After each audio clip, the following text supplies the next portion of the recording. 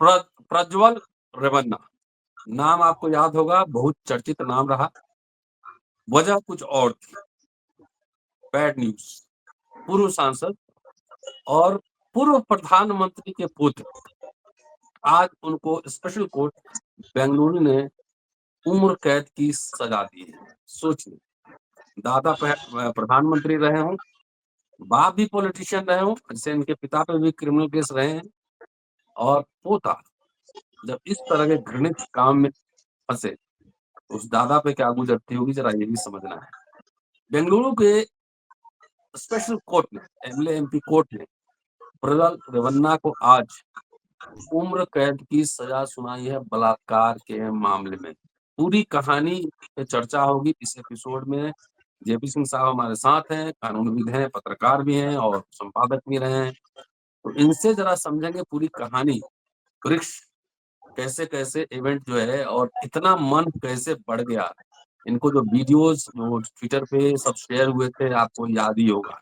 वो वीडियो में तलाश करने की कोशिश कर रहा हूँ और बातचीत के दौरान कुछ वीडियोस और फोटोग्राफ्स भी आप देखेंगे। चलते हैं सीधे जेपी सिंह साहब के पास और समझते हैं कि आखिरकार ये सब कैसे हुआ मामला और कैसे पहुंचा यहाँ तक। स्वागत है सर, नमस्कार। देखिए सर, ये 4 साल में लगभग ये फैसला आया है। जी ये बहुत पुराना फैसला नहीं है। कर्नाटक सरकार ने इसको फास्ट ट्रैक करा दिया था। 4 साल पहले की बात है। जी। और इस मामले में प्रज्वल रेवन्ना पर जब आरोप लगा था तो प्रज्वल रेवन्ना राजनयिक पासपोर्ट से जर्मनी भाग गए थे। हम्म लेकिन इनके ग्रेट ग्रैंडफादर माने दादा, ये ग्रैंडफादर सॉरी दादा एच हम्म डी देवगौड़ा जो पूर्व प्रधानमंत्री रहे हैं, उन्होंने कहा कि नहीं, ये उचित नहीं है, आप आइए और आकर के ट्रायल फेस राय कीजिए। पेश किए। वहां से अगर अब बाइज्जत बरी होंगे तो होंगे, नहीं होंगे तो नहीं होंगे। हम्म तब ये आए, आने के बाद गिरफ्तार हो गए। जी और ये जब घरेलू नौकरानी के साथ बलात्कार के मामले में फंसे तो एक जो है वो आपका पेन ड्राइव भी जारी हुआ जिसमें इनके दुनिया भर के कुकृत्य दर्ज थे। बहुत तीन सारे महिलाओं वीडियोस ने थे और इसमें। उनके ऊपर तीन महिलाओं ने और उनके ऊपर आरोप लगाया। और ये इस तरह प्रोजेक्ट हुए जैसे लगा कि ये सीरियल रेपिस्ट हैं, इनका ये जो है सगल है, इनका ये जो है वो है। और इसके बाद इनके जो पिता रेवन्ना है, जो तमाम मंत्रिमंडलों में मंत्री, वरिष्ठ मंत्री रहे हैं, उनके ऊपर भी तमाम आरोप लगे। सेक्स स्कैंडल का भी लगा। तो इतने शक्तिशाली परिवार का वहां के कर्नाटक के जिस तरह ये सजा हुई है, उसने अभी अभी पिछले दिनों जो मालेगांव मामले में बॉम्बे हाई कोर्ट का जो फैसला है, हम्म हालांकि वो सीरियल बम, वो जो है क्या कहते हैं, बम ब्लास्ट का मामला है, मोटरसाइकिल पर बम लगा के, उसके ऊपर भी एक प्रकार से प्रश्न चिन्ह लगा दिया है कि अगर एक सरकार है जो राजनीतिक रूप से हस्तक्षेप नहीं करती और चीजों को डाइल्यूट नहीं कराती, तो किस तरह तार्किक परिणति तक कोई भी मामला पहुंचता है। जी जी इसी में इतना शक्तिशाली परिवार है तो क्या आप समझते हैं, हम लोग तो कर्नाटक में रहते नहीं है, क्या कर्नाटक में जो प्रभावित पार्टियां हैं, क्या उनको खरीदने की कोशिश नहीं हुई होगी? क्या बीच में तमाम मिडिल मैन सक्रिय नहीं होंगे कि जो है क्या कहते हैं उनको खरीद करके और जो है पूरे मामले को जो है क्या कहते हैं होस्टाइल गवाह करके पूरे मामले को पटरी से उतार दिया जाए? इसके बावजूद अगर गवाहियां हुई और सजा हुई तो प्रथम दृष्टया तो ये निष्पक्ष न्याय होता हुआ दिखता है। अब बाकी तो आज परसों से उनको दोषी ठहराया गया और आज सजा दी गई। तो जो भट्ट साहब जो जज हैं, उन्होंने जो है आज इनसे पूछा कि भाई आपको जो सजा दी जा रही, मैं सजा सुनाने जा रहा हूँ, तो उन्होंने कहा कि बस मुझे कम से कम सजा दीजिएगा, रेवन्ना साहब ने, अदालत में प्रज्वल रेवन्ना ने उनसे कहा।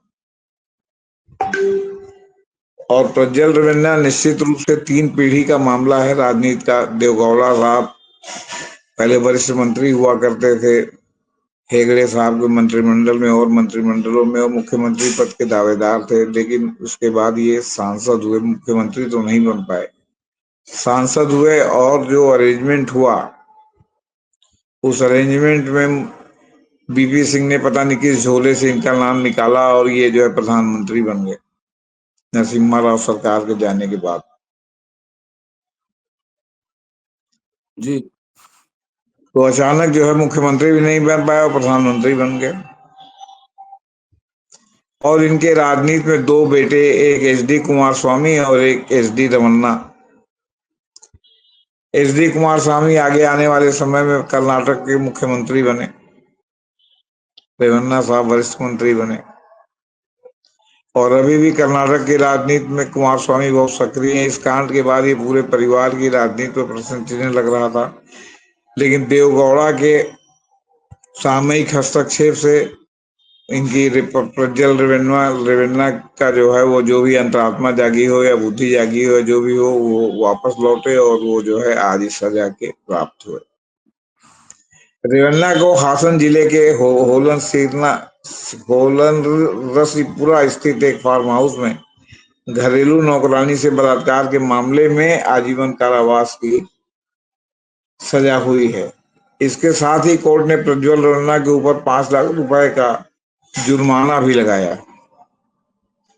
5 लाख या 10 लाख? नहीं, कई है, मतलब मिला जुला के 5 लाख कैसे जुर्माना लगा है। 7 लाख रुपया जो रेप सर्वाइवल है उसको देने की बात हुई है। इस तरह काफी, मतलब लंबा भी जजमेंट उस पर पूरा पढ़ने को नहीं मिला। मतलब किस्तों में है ना, हम्म। कि इसमें इतना, उसमें हम्म। उतना, उसमें उतना, इस तरह। गजानन भट्ट ने फैसला सुनाया। प्रज्वल रमन्ना को सजा सुनाते समय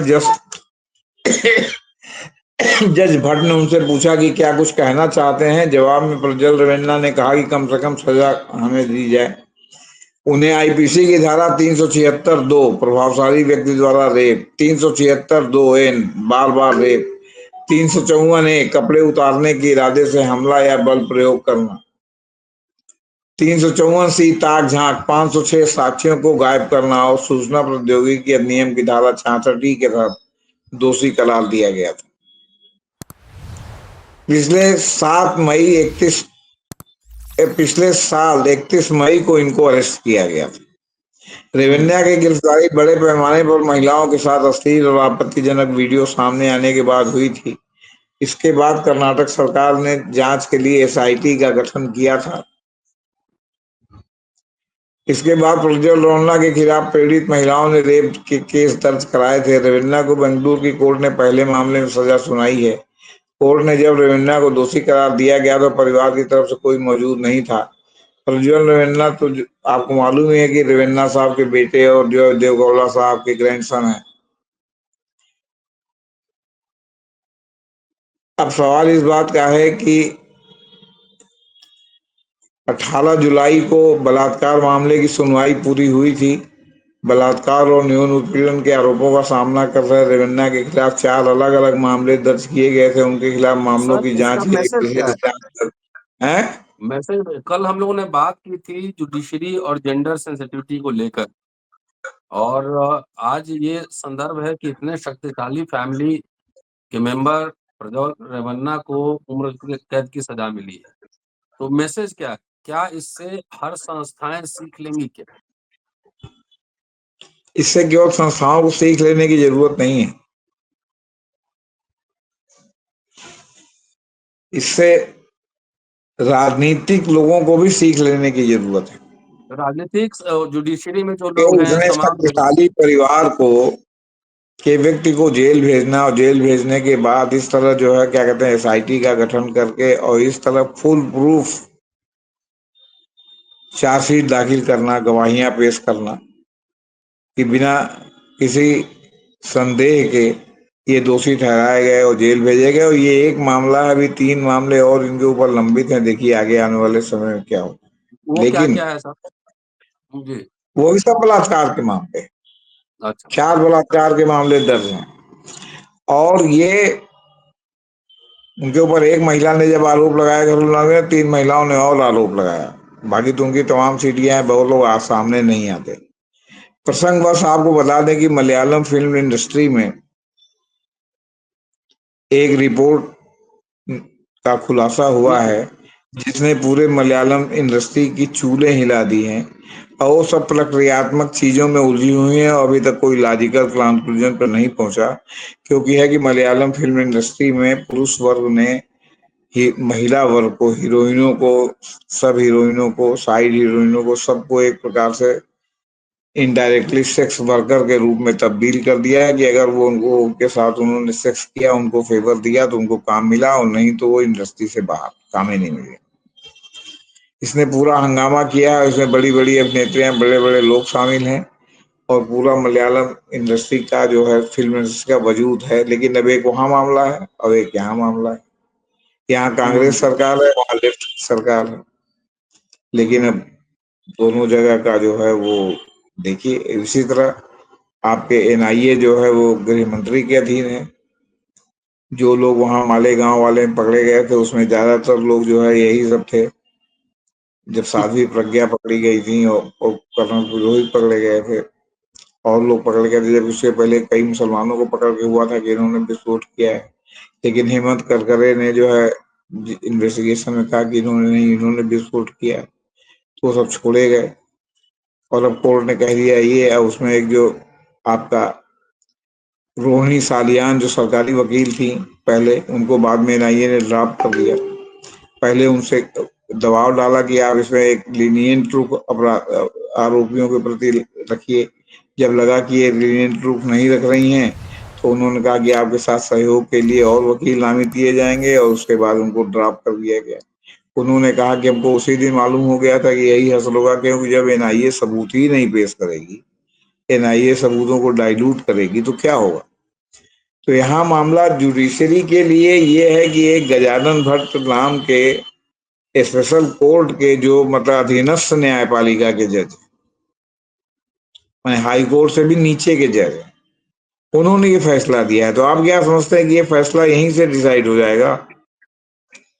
ये फैसला यहाँ से हाई कोर्ट जाएगा, और ये लोग कहेंगे, जो राजनीतिक लोग इसमें जेल में फंसे हैं, कि हमें न्यायपालिका पर पूरा विश्वास, भरोसा है। भरोसा है, न्यायपालिका हमारे हम्म। साथ न्याय करेगी। न्यायपालिका का ये भाग्य है कि जिनके साथ अन्याय होता है वो भी कहते हैं कि न्यायपालिका पर भरोसा है, और जिनके साथ न्याय होता है वो भी जी। कहते हैं कि न्यायपालिका पर भरोसा है। जी। तो अब हाई कोर्ट में जज साहब, अब देखिए, ये वो लिंगा समुदाय के बहुत ही शक्तिशाली परिवार हैं और नेता हैं। आप समझिए, कर्नाटक में, कर्नाटक में आपका काफी दिनों से लिंगायत और वो लिंगा परिवारों का जो है राजनीति वर्चस्व रहा है। उसी तरह वहाँ साधु संत भी हैं जो लिंगायत, तो लोग लिंगा में पूरे कास्ट लाइन पर जो है मतलब क्या कहते हैं, बटे हुए हैं। और हो सकता है कि हाई कोर्ट में जाए, और हाई कोर्ट में जाने पर जो है वो क्या कहते हैं, वो लिंगा का एंगल सामने आ जाए। हो सकता है हाई कोर्ट में जाए, वहां कोई राजनीति का एंगल सामने आ जाए, और जो है तमाम जो सबूत हैं उसमें मीन मेक निकाला जाने लगे। हो सकता है कहा जाए कि जो है वो महिला जिसने इनके खिलाफ गवाही दी, जिसके साथ घरेलू नौकरानी, और 48 साल की, उसके साथ जो है क्या कहते हैं मतलब उसके है कि उसके गवाही में विसंगतियां हैं, परिचित जनसाक्ष्य में विसंगतियां हैं। हो सकता है कहा जाए कि जो है वो डॉक्टर है, वो है क्या कहते हैं आपका, जो पेन ड्राइव निकला है। फिर वहां से जाएगा सुप्रीम कोर्ट मामला, क्योंकि अगर सरकार हारेगी तो सरकार सुप्रीम कोर्ट जाएगी, और अगर जो है रेवन्ना हारेंगे तो रेवन्ना सुप्रीम कोर्ट जाएंगे। फिर सुप्रीम कोर्ट में भी यही सब एंगल होगा सर। हम्म।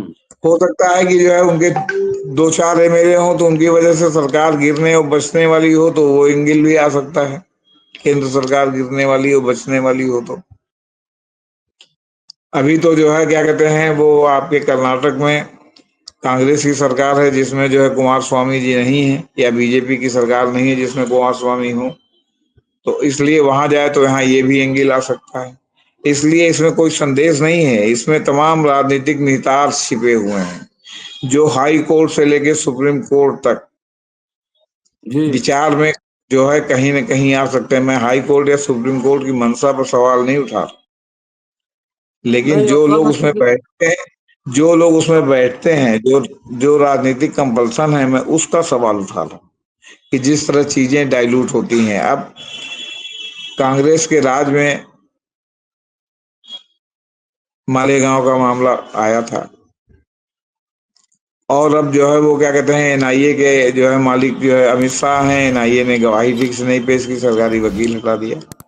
तो इस तरह अभी जो है हाई कोर्ट सुप्रीम कोर्ट में क्या होगा, जस्टिस लोया सुनवाई कर रहे थे अमित शाह के मामले की। जस्टिस लोया जो है नमस्ते हो गए, चाहे उनको हार्ट अटैक हुआ हो, संदिग्ध हार्ट अटैक, या चाहे जो है जंगल में मोर नाचा किसने देखा जैसी कोई घटना हुई हो, लेकिन लोया तो नहीं रहे ना। और अमित शाह क्लीन चिट लेके पार्लियामेंट में एक एक जो है जी मैंने राज्य बदर आदमी और केंद्र का जो है वो गृह मंत्री बन के बैठा रहे। ये इस देश के लोकतंत्र का सबसे बड़ा उपहास मैं व्यक्तिगत रूप से मानता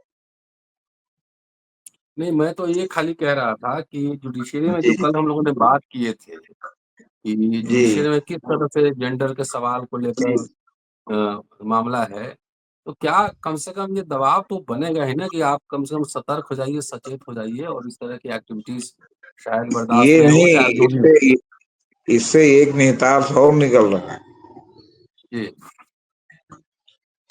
कि न्याय की व्यवस्था में जज से लेके और जांच एजेंसी तक, जांच एजेंसी में लगे लोगों तक, न्यायपालिका तक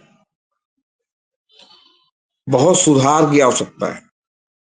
हुँ, और सुधार की आवश्यकता ये है कि इस तरह के जो पॉलिटिकल मामले हों उनकी जांच ऐसी एसआईटी करे जो जातिगत पूर्वाग्रहों से मुक्त हो, बल्कि दूसरे स्टेट की हो, दूसरे स्टेट की भी ऐसे स्टेट की हो कि ना जहां आपकी लाइक माइंडेड सरकार न हो। ना यहाँ जज साहब का भी ओरिएंटेशन जाति के प्रति, भाषा के प्रति, लैंग्वेज के प्रति, राजनीति के प्रति क्या है, इस पर भी विचार किया जाना चाहिए, तभी सही न्याय हो पाए। जी, और जो गवाह हैं, जो विक्टिम हैं, उसको जो है क्या कहते हैं, पूरी तरह उसका प्रोटेक्शन होना चाहिए ताकि उसको कोई खरीद न सके या तरह तरह से ब्लैकमेल न कर सके कि वो उसके आधार पर जाके कोर्ट में पलट जाए और वो अपने पूरे स्वाभिमान को गिरवी रख करके और अपने सामने बलात्कारी को बचता हुआ देखे। तीसरा इसका निहितार्थ एक और है राजनीतिक नेताओं के लिए भी, या जो बहुत प्रभावशाली पदों पर भी हैं, कि अपने बच्चों को विकसित करते समय जब वो बच्चे किशोरावस्था में आते हैं और सेक्स के बारे में जब उनकी उत्कंठा जागती है, तब से लेके आगे तक वो उनकी शिक्षा दीक्षा का भी, उनके संस्कार का भी ऐसा प्रदर्शन करें कि वो ये न समझें कि हम शक्तिशाली हैं तो हम कुछ भी कर सकते हैं, might is hmm, right yes, की यस, भावना यस। उनके अंदर जो है वो क्या कहते हैं विकसित न होने पाए।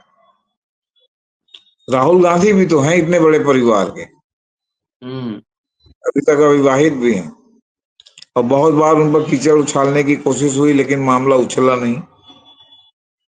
क्यों? क्योंकि या तो उनके संस्कार हैं, और वो या तो इतने जो है क्या कहते हैं मतलब इससे इस तरह की उनकी ग्रूमिंग हुई है कि वो इस तरह के जो है झटके उनमें जो है क्या कहते हैं नहीं पड़ते। और भी बहुत से लोग हैं जिनके लड़के हैं, लेकिन आखिर ये जो प्रज्वल रेवन्ना उनके और प्रज्वल रेवन्ना के बाप रेवन्ना, ये लोग जो है क्यों इसमें आकंठ डूबे हैं। वहीं कुमार स्वामी भी तो एक भाई हैं जो मुख्यमंत्री रहे, हुँ, उनके ऊपर तो इस तरह के आरोप नहीं लगे। देवगौड़ा साहब इतने सीनियर हैं, उनके ऊपर तो आरोप नहीं लगे, वो भी बहुत शक्तिशाली व्यक्ति। सीपीएम में पिनियाली विजयन से लेके आपके क्या कहते हैं त्रिपुरा तक उनकी सरकार थी। आपके आपके भट्टाचार्य थे देव, आपके उसके पहले ज्योति बसु थे, ज्योति बसु तो शादीशुदा थे। बुद्धदेव भट्टाचार्य तो शादीशुदा नहीं थे, लेकिन उनके ऊपर तो इस तरह के आरोप नहीं लगे। ममता बनर्जी तो ने तो शादी नहीं किया है, ममता बनर्जी का तो कोई सेक्स स्कैंडल नहीं है। तो सवाल इस बात का है कि राजनीति में है, और राजनीति में अगर आपने भोग को अपना योग बना लिया तो आपको आज नहीं तो कल, कल नहीं तो फंसना ही। आगे जगजीवन राम का लड़का फंस गया,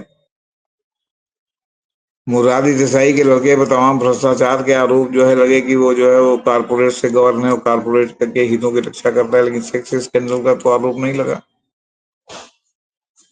आपके ज्योति बसु का लड़का चंदन बसु जो बिस्कुट वगैरह का कारोबार करता था, उसमें लगा कि ये जो है उनके वजह से फेवर पाता है, लेकिन ये तो आरोप नहीं लगा कि उसने जो है सेक्स स्कैंडल किया।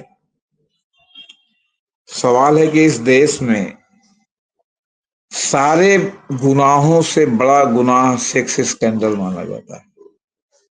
इस देश में गर्व से कहा जाता है कि डाकू मान सिंह बहुत चरित्रवान व्यक्ति था, हम्म।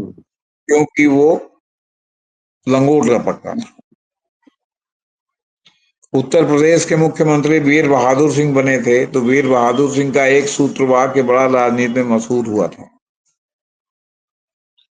कि मैं वीर बहादुर सिंह मुख्यमंत्री बना हूं, मुझे पहले कांग्रेस के थे वो, मेरे ऊपर चाहे जो आरोप लगा जाए, लेकिन मैं लंगोट का पट्टा हूं, मेरे ऊपर कोई सेक्स का आरोप नहीं लगेगा। क्योंकि उनके पूर्ववर्ती नारायण दत्त तिवारी मुख्यमंत्री थे, जिनको हटा करके वीर बहादुर सिंह को मुख्यमंत्री बनाया गया था। और नारायण दत्त तिवारी के बारे में अक्सर जो है ये आरोप लगता था कि विवाहित होने के बावजूद भी वो जो है क्या कहते हैं, इस मामले में थोड़े जो है रसिक वो मिजाज, ढीले ढीले रसिक ढीले मिजाज। ढीले ढीले टाइप के आदमी। और यहाँ तक कि उनके ऊपर समय समय पर सब स्कैंडल लगते रहे, लेकिन अंत में इसी तरह के स्कैंडल में वो आंध्र प्रदेश के राज्यपाल के रूप में जब उनका वीडियो वायरल हुआ तो उनका राजनीति से बियाबान में चले गए। और उसके बाद एक जो है उनके समर्थक की पत्नी के बच्चे ने आरोप लगा दिया कि मैं उनका बायोलॉजिकल चाइल्ड हूँ। और तमाम उनके प्रयासों के बावजूद कोर्ट नहीं मानी, उनका डीएनए टेस्ट हुआ और डीएनए टेस्ट में उनका बायोलॉजिकल सन वो निकल गया। वो उनके साथ रहने लगा, उसकी माँ भी साथ रहने लगी। और लेकिन उसके बाद नारायण तिवारी ज्यादा दिन जीवित नहीं रहे। हालांकि बाद में विपरीत परिस्थितियों में उस लड़के का भी जो है घर में मर्डर हो गया हम्म, और हम्म। उसकी पत्नी ही उस मामले में गिरफ्तार हुई। तो राजनीति में इस तरह की सब चीजें होती हैं, लेकिन राजनीति में और आपके ऊपर चाहे जो लगे, लेकिन अगर ये स्कैंडल लगता है तो ये जो है यहाँ इंडिया में बहुत ही खराब माना जाता है। यहाँ चाहे देखो ना, आप आगे बागी आगे बागी बोलते थे ना कि बागी हैं, तो बागी लोग चरित्रवान होते थे। बागी, चंबल। नहीं, अब कह रहे हैं अब आप डाकू हैं तो कहीं का चरित्र है। आप अगर नटवर लाल हैं और आप दुनिया भर के लोगों के साथ धोखाधड़ी करते हैं, चाहे आप मेहुल चौकसी हो, चाहे आप विजय माल्या हो, लेकिन अगर आप उसके साथ सेक्स स्कैंडल अगर आपके साथ लग गया तो खत्म सारी मामला। आपकी मान मर्यादा जो है वो जमीन में जो है धंस जाती है। आप शराब पीते हैं, लेकिन आपको पब्लिकली शराब का गिलास लेके देख के लोग आपके राजनीति पर संदेह पैदा करने लगेंगे कि आप जो है वो जैसे लगेगा कि आप बहुत ही घटिया माल हैं। लेकिन आप 3 बोतल भीतर से गटक करके जो है, मतलब आप आगे पढ़ के बैठे हैं और आपको किसी ने पीते हुए नहीं देखा तो लगेगा कि आप बहुत बड़े राजनीति। यहाँ का जो है वो एक अजीब टाइप का स्टैंडर्ड। हाँ, कि क्या है क्या नहीं है। कोई बाबा है आसाराम, देवरावा बाबा इतने वृद्ध होकर मरे, उनके ऊपर कोई चरित्र पर लांछन नहीं लगा। लेकिन आसाराम, राम रहीम, रामपाल, इस तरह की पूरी लाइन है। और सब पालम तमाम पाल है। राजनीतिक, नहीं नहीं, तमाम राजनीतिक समर्थन के बावजूद, तमाम सजा मिली। आपके राज्य की राजनीति के समर्थन के बावजूद उनको सुविधा चाहे जो मिल जाए, लेकिन वो जनता के मन में उनके प्रति जो खराब परसेप्शन बैठ गया है वो दूर नहीं हो रहा है। जी। नतीजा है कि जो राजनीतिक की उनकी मदद भी करना चाहते हैं उनको रिलीफ चाहे जो अरलो फरलो दिला दें, पैरोल पे छुड़वा दें, जमानत दिलवा दें, जरूरत से ज्यादा दिन तक जमानत पर रहें, क्योंकि सरकारी वकील जमानत का विरोध नहीं करेगा जब सरकार आगे पक्ष में रहेगी। लेकिन उन पर जो है जो दाग लग गया है उसको हटना बड़ा मुश्किल है, असंभव जैसा है। और दाग लग जाने के बाद फिर वो उनका सारा मामला समाप्त हो जाता है। ये हो जाता है कि अरे ये तो भोगी है, ये योगी नहीं है। जबकि भगवती चरण वर्मा ने बहुत साफ व्याख्या की है पाप और पुण्य की, कि न कोई पाप है न कोई पुण्य है। हम्म। आपको जो अच्छा लगता है आप उसको पाप मानते हैं, जो वो पुण्य मान लेते हैं, जो नहीं अच्छा लगता है उसको पाप मान लेते हैं। आप कोई भी काम आनंद के लिए करते हैं, चाहे आप योग करें तो वो भी आपको आनंद देता है, या भोग करें वो भी आनंद देता है, और दोनों की चरम परिणत मोक्ष के रूप में होती है। वैसी व्याख्या आज तक कहीं किसी ने पापर पुण्य की नहीं की। तो बात यह है कि चाहे योग से चलें चाहे भोग से चलें, अंतिम लक्ष्य तो मोक्ष है आपको। लेकिन यहाँ योग से चलेंगे तो लोग कहेंगे कि हाँ गुरु बहुत करेक्टर वाला है और लंगोट का बड़ा पक्का। लेकिन अगर लंगोट का भोग से कच्चा है चले तो देखिए, चाहे जितना करेक्टर वाला हो वो गया काम पे आप। चलिए सर, बहुत बहुत शुक्रिया। और कल हम लोग बात करेंगे एक खास मुद्दे पर। आज ही मैं टॉपिक बता देता हूँ, PML act, prevention of money laundering act. ये मनी बिल से पास हुआ था और ऐसा भूत है जिससे किसी को भी डराया जा सकता है। सुप्रीम कोर्ट में सुनवाई हुई है, कपिल सिब्बल, अभिषेक मनु सिंघवी ने बहस की है और आज इस पे थोड़ा पढ़ाई होगी, जाना जाएगा कि क्या है मामला। कल इस पे चर्चा करेंगे JP सिंह साहब के साथ। तब तक देखते रहिए अम्बेडकर। शुक्रिया सर, थैंक यू।